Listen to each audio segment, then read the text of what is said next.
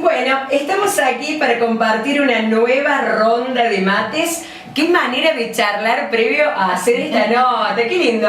¿La estás pasando bien? Muy bien. Ya hicimos un programa antes de empezar. Sí, si lo hubiera grabado tendrías dos. La pena de no haber grabado esto para la próxima, ya lo sé, las invito antes y pongo rec automáticamente.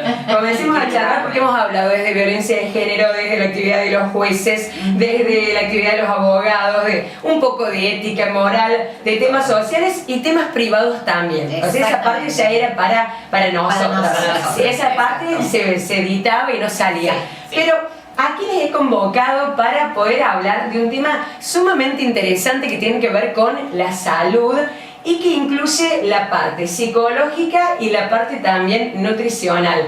Hace un ratito estábamos hablando sobre lo que es la anorexia, la bulimia, y le comentaba yo en algún momento a la gente de qué importante poder charlar sobre esto, que se han olvidado a través de los medios, que uno no sabe si ha dejado de existir o si ha dejado de tener difusión el tema a través de los medios, pero seguimos teniendo casos que siempre pensamos es una situación que afecta fundamentalmente a las adolescentes o a los adolescentes en general, esto de los trastornos de las conductas alimentarias, ¿no?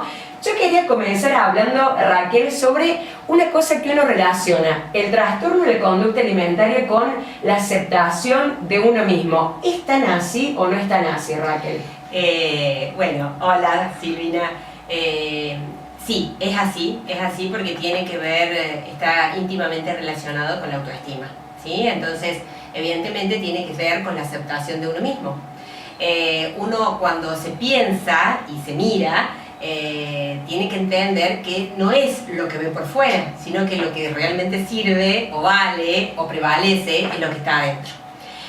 Cuando pensamos en esto tenemos que pensar también en la multiplicidad de factores, es decir, en que no somos lo que somos porque sí, sino que tenemos una familia por detrás, tenemos antecedentes familiares, tenemos genes, tenemos un lugar físico donde vivimos, tenemos una cultura, que todo tiene que ver con lo que se ve externamente, ¿verdad? Claro, sí. Entonces, sí. Y coincido con vos en esto también del tema de las edades, los grupos etarios. Tiene mucho que ver el hecho de ser adolescente y darle más importancia a lo físico que quizás otra persona de otra edad. De todos modos, ha ido evolucionando mucho y vemos gente con más edad que también le da mucha importancia al físico. Que no quiere decir que no tenga que ser así. Lo que tiene que estar es como todo en su justa medida. Es decir, sí hacer actividad física, sí cuidarnos, no los extremos, no lo que es me paso el día tomando agua para no comer, o me paso el día corriendo y haciendo deporte para ser súper flaca, o para no comer, ¿sí? Para no ingerir alimentos. Y si bien hablamos en esta patología de la comida, desde la psicología, si nos vamos un poquito más atrás, lo que tenemos que ver es que en realidad es el ocultamiento de un miedo o de algo no resuelto que se transforma en un trastorno alimenticio.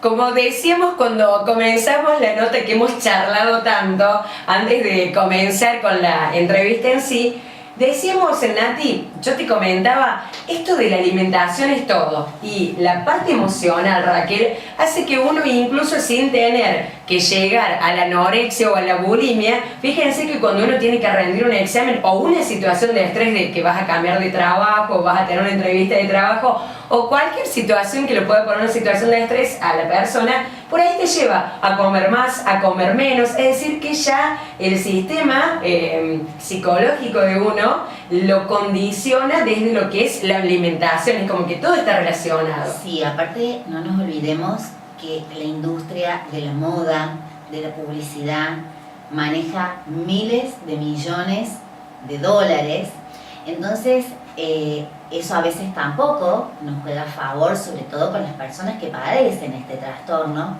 Y quiero enganchar con algo que dijo Raquel, el desorden alimentario es el síntoma. Sí. Después, clínicamente termina afectando, obviamente, y terminan generándose patologías asociadas. Pero es el síntoma. Se debe trabajar multidisciplinariamente, médico de cabecera, imposible trabajar sin psicólogo o sin psiquiatra, de acuerdo al caso, si el caso lo requiere, y la nutricionista. Y hay algo que pasa muy a menudo, que generalmente la persona que tiene un desorden, yo cuando hablo de desorden alimentario voy desde la anorexia, la bulimia, hay una gran cantidad de ortorexia, vigorexia, hiperactividad profesional, hasta la obesidad. ¿Sí? Claro, porque la obesidad incluye todo. también es un desorden alimentario. Sí. Generalmente acuden a la nutricionista primero, porque tienen un caos o un desorden tan grande con su alimentación y quieren seguir controlando esto que es tan difícil, es algo tan primitivo el tema de comer o no comer, porque si no comemos nos morimos. Entonces de ahí es muy importante que nosotros hagamos la derivación inmediata. Claro. No existe tratamiento que tenga buenos resultados si no está acompañada por la terapia y por el médico clínico.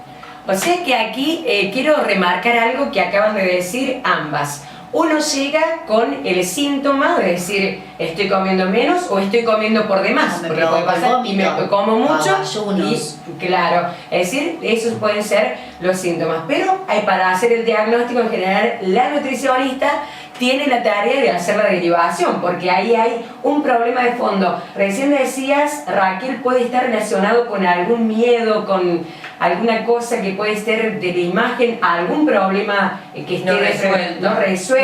Sí.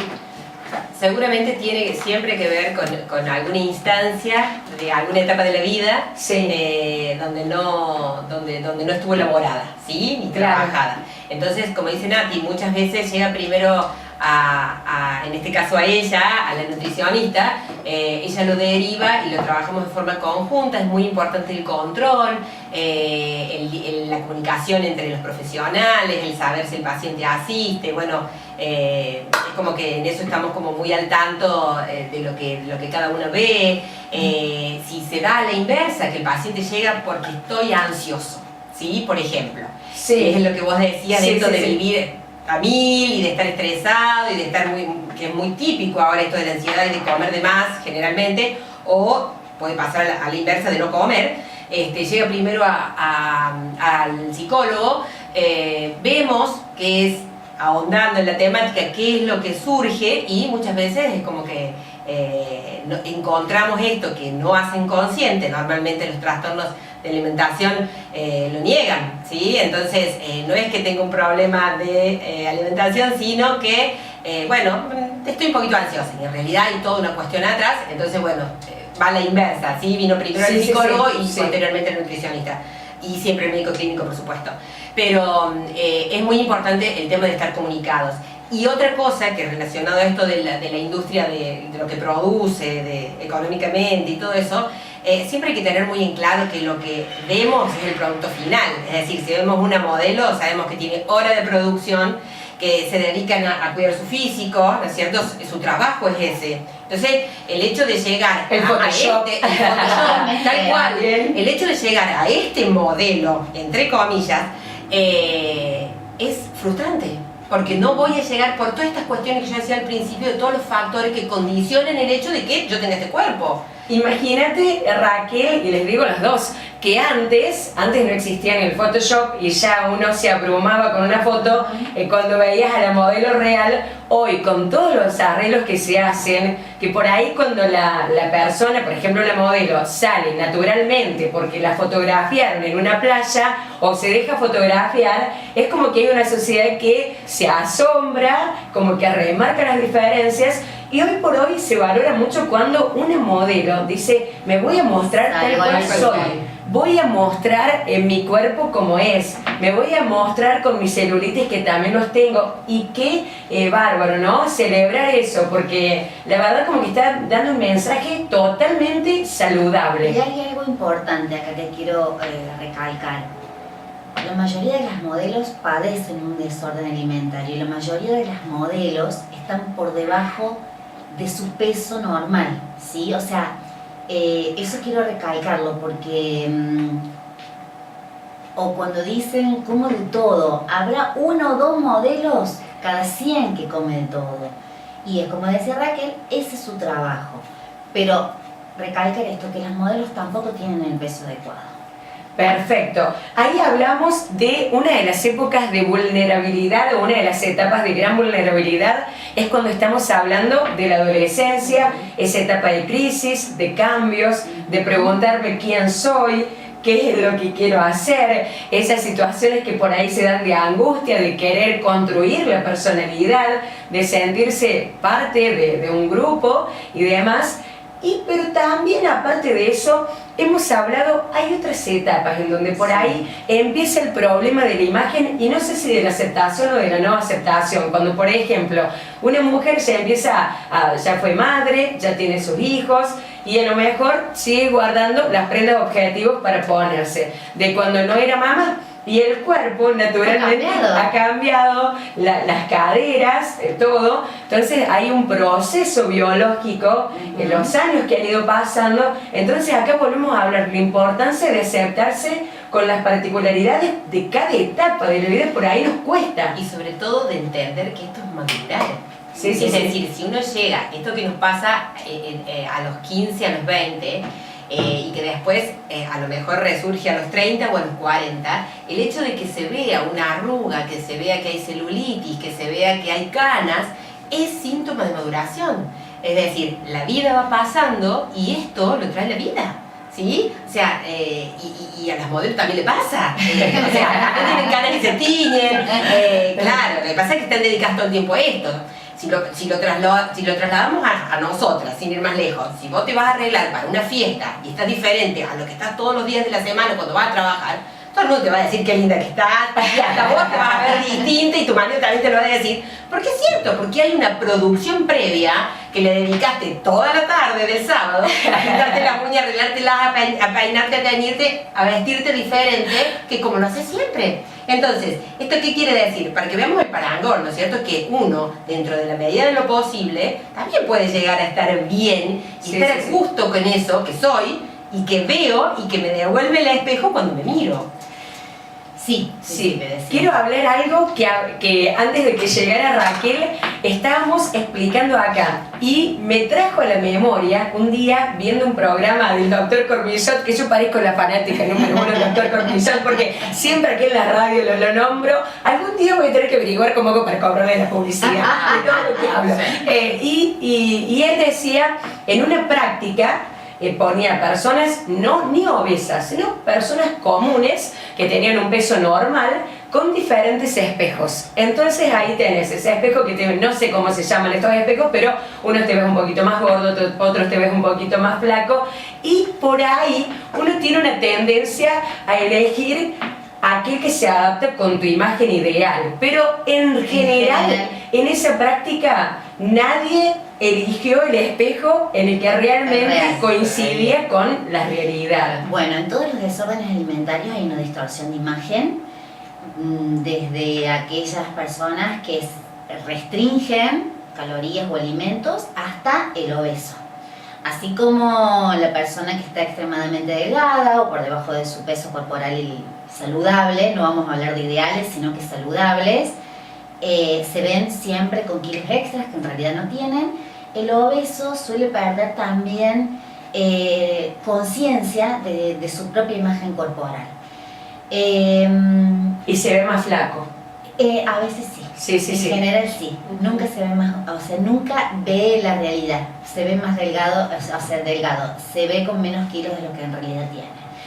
Y con respecto a algo que quiero agregar con respecto a las edades etarias, si bien la adolescencia es donde tenemos las mayores consultas y la preocupación, se puede dar a todas las edades y en ambos sexos. Sí. Se ha incrementado en estos últimos 10 años mucho el problema en varones. En varones también. El problema es que el varón se avergüenza. Siempre hay una proporción menor, por supuesto, pero se da también en varones. Se puede dar en niños, así como la obesidad. Lamentablemente tenemos una población infantil con sobrepeso u obesa. Tenemos al adolescente que a veces llega al consultorio con la madre que le taladra la oreja porque a veces es un problema más de la mamá de la niña depositado en el hijo, depositado ¿no? en el Sí. hijo. Y tenemos también pacientes diabéticos. Me ha pasado pacientes diabéticos que de por sí tienen que tener una restricción en la alimentación que pueden generar un desorden alimentario. Claro.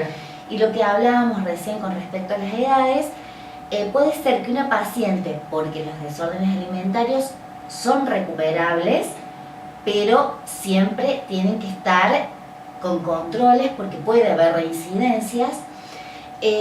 A lo mejor una paciente que estuvo estable durante muchísimo tiempo, en un periodo, como vos decías, de cambio importante, un cambio biológico importante, puede haber una reincidencia. Claro, sí, sí, sí. Ahí puede haber lo que uno suele denominar una recaída. Exactamente. Como en el tema de las adicciones. Como Claro. por ejemplo una persona que en algún momento tuvo problemas con el alcohol, después se recuperó, le pasó algo, un fallecimiento, está atravesando un Una duelo, crisis. supongamos, o una crisis, se separó, puede tener una recaída. De la misma manera pasa con el tema de la alimentación. Y hay una cosa que es importante, que lo charlábamos. Nadie elige tener un desorden alimentario, ya Sí. sea una anorexia, una bulimia, esto que quede bien claro, o ser obeso. No es que un día uno abre los ojos. Es muy importante la contención profesional, pero la familiar. Es La sumamente- familia. Hay que trabajar con la familia. Eso es importante aclararlo porque suele haber mucho caos cuando se descubren estos, son muy hábiles para esconder su problema. Y decíamos recién que yo estaba leyendo algunos testimonios. Yo les comentaba que encontré una nota muy interesante, pero de Europa, donde hablaban de cómo se llevan adelante algunos tratamientos, y habían 3 pacientes que estaban haciendo el tratamiento juntas, de familias distintas, pero que como se trabaja también en comunidad, decían: hay gente que cree que nuestro problema es solamente con la comida, es decir, cree que nuestro problema es porque dejamos de comer o porque comemos mucho, y hay todo un problema de fondo. Y después el otro testimonio donde decían: no sé cómo va a ser el día de mi recuperación, me lo imagino que va a ser como muy emotivo, es decir, de que ya llega un momento en donde cuando se torna muy grave, cuando no se lo trata a tiempo, es decir, ya se lo ve como algo lejano. Yo leí estos testimonios y decía: pareciera que estamos hablando no sé de qué, y es un trastorno alimentario. Y de una adolescente que decía: me lo imagino si algún día pasa que esto puede llegar a ser muy emotivo. Muy emotivo. Sí, sí, sí, Claro. sí. Claro. Muy emotivo. Sentir que uno logra algo que de pronto Sí. parece casi inalcanzable, evidentemente. Y esto del apoyo familiar es imprescindible. O sea, no se puede, como en muchas patologías, ¿no? No se puede pensar en una recuperación o en un tratamiento que llegue a buen puerto si no contamos con la contención y el apoyo de la familia. Voy a llevar el próximo mate y Muy vieron rico, como cuando muy la rico. ronda, cuando en la ronda hay muchísima gente, me perdí. ¿Te tocamos? Yo como no sé, nadie lo tiene más. Entonces, en esto de la charla me perdí, digo: ¿quién le toca? ¿Viste? Muy Como rico, cuando mate. vieron en una ronda que hay muchísima gente, así me pasó. Y lo que hablamos recién con Natalia también era de decir: qué importante, ¿no? Porque muchas veces uno, como contaba una anécdota que por ahí se puede ver en un consultorio de los nutricionistas, en general suelen decir, viene acompañado de un familiar que le dice: decí qué comiste. Es decir, como que tiene que declarar un delito. ¿Qué es lo que comiste esta semana? Como si tuviera que venir ahora a la condena, ¿sí? Bueno, gracias a Dios yo creo que de un tiempo a esta parte la concepción del rol que debe ejercer un nutricionista ha cambiado. Hace unos años atrás la nutricionista era para retarte, si no bajabas de peso, Sí. entonces vos un día antes de ir a la nutricionista, te digo porque yo he ido de nutricionista. Y un día antes a lo mejor me privaba de comer para pesar menos porque me iban a retar. Bueno, hoy gracias a Dios las nutricionistas hemos cambiado y nos estamos ocupando de acompañar al paciente, Sí, sí, de sí. lograr ponernos en el lugar del paciente, escucharlos, darle las estrategias y darle la confianza de que si algo en la semana no salió bien, va a mejorar, que vaya día a día. Es como una adicción. Sí, sí, sí. El paciente está enajenado con una adicción a una droga, a cualquier tipo de drogas, en el alcohol, con la diferencia que el paciente con un desorden alimentario debe convivir con el motivo de su adicción, que es el alimento. Claro, sí, sí, sí. A mí me pasaba, yo voy a contar una anécdota personal. Yo hice un tratamiento en un tiempo y es verdad eso, cuando uno sabe que se tiene que ir a pesar, el gran temor es el de la balanza. Si alguien miró Cuestión de Peso alguna vez, sabe cuál es el gran miedo del que hace el tratamiento, la balanza. Y a mí me pasaba que el día antes de ir a pesarme, me daba como una ansiedad de querer tomar caramelos de leche, sí. Caramelos de leche, te juro que me daba como una cosa de querer comprar golosinas. Y a lo mejor me había cuidado los 6 días antes y el día previo a ir a la balanza, me comía una bolsa de caramelitos, no una bolsa, o sea, como me mezclaba los caramelos, que siempre fui como adicta a las golosinas, y me pasaba que iba y pesaba 300 gramos, pero hacía cuenta que había matado a una persona esos 300 gramos. Entonces yo sufría tanto. Sacar la culpa de alimentarnos y empezar a disfrutar de lo que comemos. Seguramente habrá gente que se identifica con esto que acabo de contar. Y por otro lado, lo que decíamos recién también, respecto al tema de lo que es el estímulo positivo, es decir, desde chiquitos a lo mejor muchas veces decimos, mira cómo es ese niño, mira cómo es así, que muchas veces vivimos en una sociedad superficial que se guía por lo que vemos, es decir, como que no vemos más allá que lo que generalmente cuando reflexionamos y nos ponemos a filosofar, los ojos del alma, los ojos del corazón. Y tratar de resignificar otros valores, es decir, y algo que, no sé si el último lo dijiste dentro de la entrevista cuando hablábamos antes, de tratar de potenciar que nos relacionemos, que vayamos a hacer actividad física, no porque queremos ser flacos, sino para sociabilizarnos, para compartir, para desestresarnos. Para estar bien, para estar afuera, para salir, o sea, para no quedarnos, para escuchar música. Todo lo que conlleva el hecho de estar en contacto con otra persona, con el aire libre, con la naturaleza, con el ejercicio. O sea, eso ya nos va a generar una adrenalina extra que nos hace estar bien, nos hace estar en contacto con gente y sobre todo empezar a aceptarnos con nuestras diferencias. El punto principal creo que es ese, darnos cuenta que todos somos diferentes, pero que el objetivo es yo aceptarme y aceptar al otro tal cual es. Y de que tenemos capacidades diferentes, hermosas, y que podemos explotar otras cosas que no todo el mundo. Algo importante, yo cuando trabajo con niños y mamás, siempre recalco algo importante y que esto puede servir, obviamente, o sea, espero que sirva para muchas mamás que lo hacen inconscientemente. No es raro escuchar, bueno, si te fue bien en el colegio, te compro el helado. Come el alfajor si te portas bien. Si te portas mal, bueno, ya no creo que se dé, pero te vas a la cama sin comer. Cuando nosotros, o cuando los papás o las mamás empiezan a trabajar sobre ese tema, cuando la comida se convierte en un premio o un castigo, la comida tiene que, el alimento tiene que nutrir, tiene que hacernos, tiene que hacer de nosotros una persona saludable en todos los aspectos. Si nosotros desde niños aprendemos, porque en ese momento lo empezamos a incorporar inconscientemente, pero lo vamos a arrastrar a lo largo de nuestra vida. Aprendemos que es un premio o un castigo. Cuando nos sintamos frustrados por algo, posiblemente o comamos, nos desahoguemos, llenemos ese vacío con comida que en realidad no se llena nunca, o comemos porque me estoy autocastigando, o porque me estoy castigando. Entonces, nunca premiar o castigar con alimentos. Claro, sí, sí, sí. Eso es algo muy importante, sí, que por ahí se da dentro de la práctica. Si te va bien, ¿viste? Que no sea el premio, que no es un viaje. No, el alimento tiene que ser ni el premio ni el castigo, en ninguno de los casos. Y ojo, lo que queríamos decir, remarcar, porque hay que tener mucho cuidado con internet. Así, yo decía...